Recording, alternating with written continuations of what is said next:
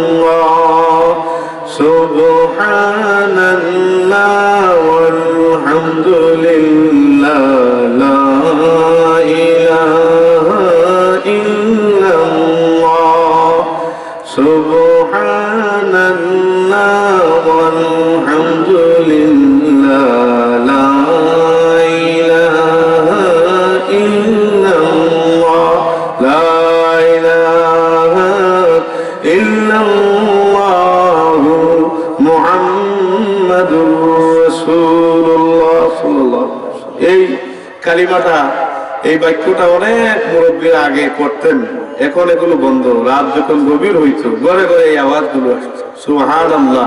আল্লাহ যখন আরশ উঠাবেন তখন ফেরেশতাদেরকে বললেন সুবহানাল্লাহ করো, ওনারা সুবহানাল্লাহ করলেই আরশকে আল্লাহ উঠিয়ে দিলেন।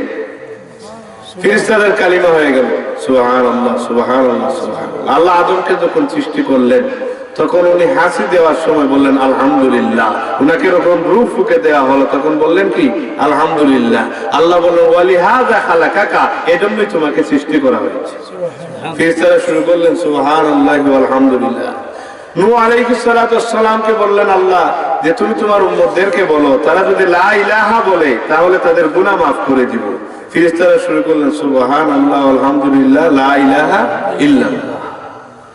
আল্লাহ পাক রব্বুল আলামিন যখন হযরত ইব্রাহিম আলাইহিস সালাতু ওয়াস সালামকে যখন পরীক্ষায় উত্তীর্ণ করলেন, আল্লাহু আকবার একটা প্রতিধ্বনি হলো, তিনজন ব্যক্তির, মহান ব্যক্তির সমন্বয় হলো, জিবরাইল, হযরত ইব্রাহিম আলাইহিস সালাতু ওয়াস সালাম, ইসমাঈল আলাইহিস সালাতু ওয়াস সালাম, শুরু করলেন আল্লাহু আকবার। এভাবে করে করে এই কালিমাগুলো তৈরি হয়েছে। কিন্তু আমরা অনেক দূরে, আল্লাহ ভীতি আমাদের অন্তরে নেই। এগুলো মন থেকে পড়বেন, বক্তাকে খুশি করার জন্য পড়লে আমও যাবে, সালাও যাবে। এটা করবেন কার জন্য?